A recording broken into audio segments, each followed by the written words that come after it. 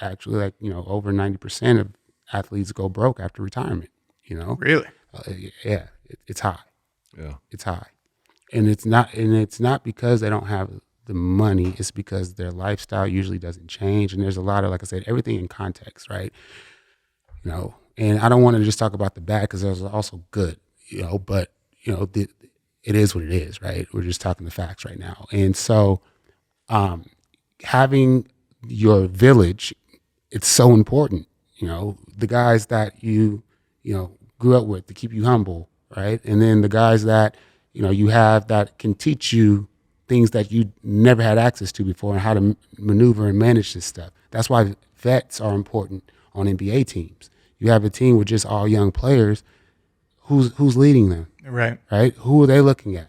You think about Anthony Davis when he came into the league in the NBA. He won an Olympic gold medal before he played one NBA game. That's crazy. So he got to see how the best of the best athletes, the best of the best top players prepare for a game on a daily basis, right? And what was that, 2012, right? So he got to see that every day. So it was kind of a no-brainer to me, like, hey, this kid is going to be special because he got to see how Kobe put in and how he prepared for the game. LeBron, Carmelo, all these guys that played on that 2012 team, Anthony Davis got to watch, emulate, learn, right? And then you think about that, and then I think about, like I said, my best friend, JaVale, think about his, and he had Gilbert Arenas as his vet. His first game playing in the league, and this is the guy that brought guns into the locker room, right? Like, all fun and games. Gilbert's a great guy, but that's who Vel had to look up to. And he was like, oh, this is how the NBA's done.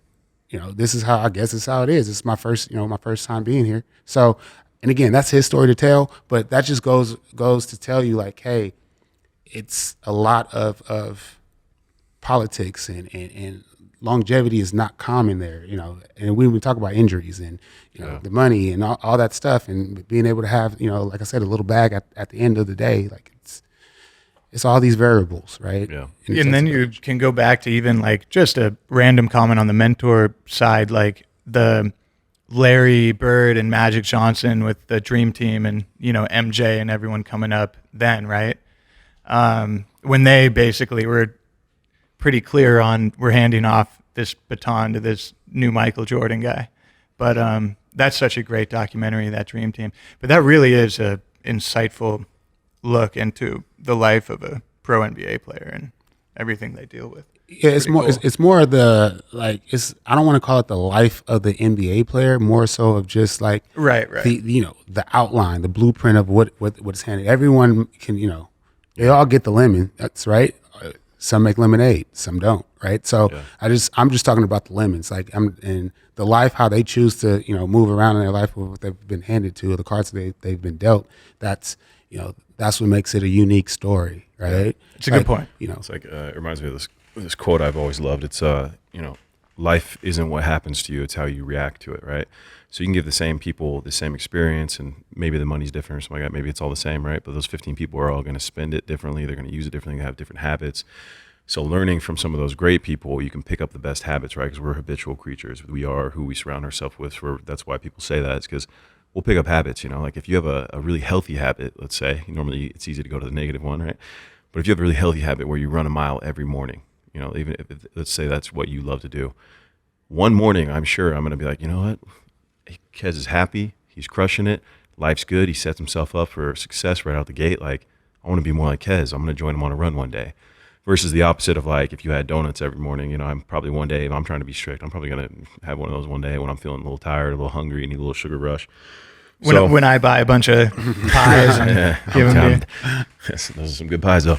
But, yeah, man. So it's just like, it's interesting, getting dealt the cards we get dealt no matter what level. There's obstacles, there's challenges, but it really comes down to your mental, and your discipline. Honestly, I'm wearing a hat right now, but it's what discipline you have, and then what you do with the time and, opportunities and resources you get dealt, right? And it's really interesting viewing it from a NBA standpoint, because I think it can be blanketed across almost every industry, every person. But hearing something like, 90% of athletes go broke, right? It's like, well, why is that? What's the defining factor that leads to that, right? And there's a whole level of, you know, whether it's stress or lifestyle choices or pressure, you know, peer pressure, life pressure, media pressure, whatever it is. There's a million factors that come into play that help you dictate your decisions. And some people are going to do better ones for them or not. Some people are going to go out and live their life to the fullest and say, you know, well, I did this and, you know, whatever, I got to figure it out now. Or other people are going to play a little more safe, you know, and learn how to invest and make the right decisions, surround themselves with the right people. But either way, man, I really appreciate what you're sharing and giving an insight into people too, because that's a high level of it, right? Because it can be on a normal person who has a 9-to-5 job, right? And kind of what they're doing with that. Right. No, I think that it's a life lesson in general, right? We can change out NBA and put another, occupation in there or another relationship in there. It's all the same. It's all the same thing. Like you said, with the cards that you've been dealt, you know, play to your best, play to your best ability, and the seat that I get to sit in, right, is the business opportunities, development for these guys, strategizing what these lemons, that's been handed to you, what can we make out of this, right? These cards that you've been dealt, all right, how do we play this hand? And I get to sit in that seat and have these conversations. And one of the things that I love, because everyone's different, right? Every player has a different perspective on how they want to attack things. So using, the top 1%, in the top 1%, I'm defining as, the Stephs, the LeBrons, the Giannis, those are the 1%, right? They are an entity, a business within themselves.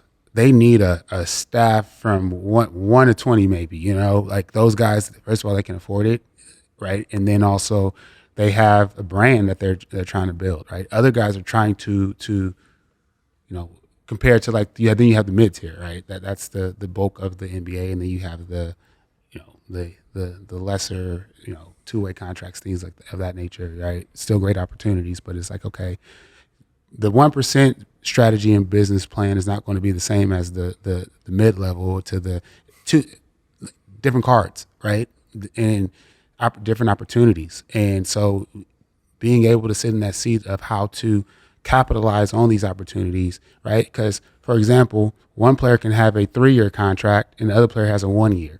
So now, are you more aggressive that 1 year and trying to just get everything? He only has 1 year there, right? Is that enough time to build real relationships? Is that enough time to build, in that market, right? So do we go out and find someone who has relationships in that market already and try to, attack it that way? Always my goal is to extract as much as we can, right, in the opportunities that I've been given. And so every time, if a player's on a 1-year deal or a max contract deal, it's like, okay, the strategy, how much can we extract out of this, right? No matter if you're playing in Milwaukee or LA or Miami, doesn't matter. Like, what can we extract out of here, right? Because this lifestyle isn't going to last forever. Meaning by you're not going to play in the NBA forever. So while we're here, we got to leave with something. We got to leave with. We can't sit back and be like, well, all I did was just play ball. And there's guys that do that, and shout out to them. But those aren't the guys that I work with, right? And so the way I like to look at this is like, I'm not a businessman. I'm a business partner, right? I treat everyone 50-50. Like, we're going this together. If I'm putting money down, you're putting money down. We're in this together, right? Like, we're going to win together. We're going to lose together, but we're in it together, right? And so we get to share input, right? And I get to share what I know. They get to share what they want to know, and we can connect the dots and how we want to connect it, like I said, with the cards that were dealt. So that's my strategy. Thank you for watching. Don't forget to drop a like if you enjoyed the video.